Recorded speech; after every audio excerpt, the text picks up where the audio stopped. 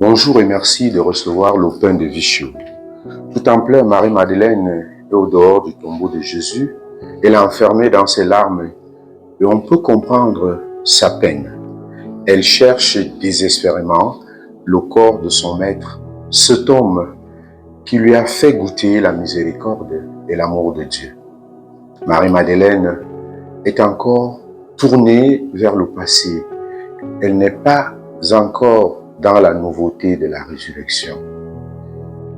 Il va lui falloir vivre un passage, celui de l'absence corporelle de Jésus, son Seigneur, du tombeau vide à la foi au ressuscité.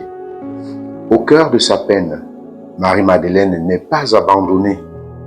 Dieu est là, présent à l'entrée du tombeau, sous la forme de deux anges vêtus de blanc. Et la question résonne doucement aux oreilles de Marie-Madeleine. Pourquoi pleures-tu? Dieu se tient derrière elle. Alors, Marie se retourne, écrit l'Écriture. Elle cesse de regarder vers le tombeau, vide, symbole de mort, pour tourner son regard vers la lumière du ressuscité.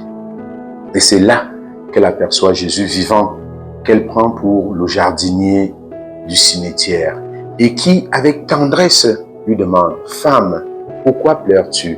Qui cherches-tu » Deux questions qui permettent à Marie-Madeleine de passer des larmes à la parole de vie, de sortir de son enfermement. Alors, Jésus l'appelle par son nom et cet appel devient pour elle une résurrection, une nouvelle naissance. Sa foi est renouvelée et elle est tournée vers l'avenir. Mais Jésus lui dit de ne pas le retenir car il n'est pas encore monté vers le Père. Il lui confie tout de même une mission.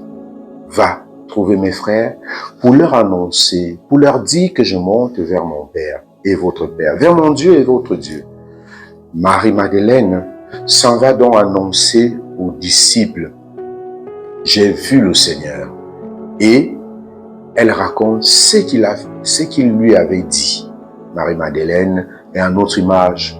Elle cherche désespérément Jésus et quand celui-ci vient à sa rencontre, elle n'est pas capable de le reconnaître tout de suite.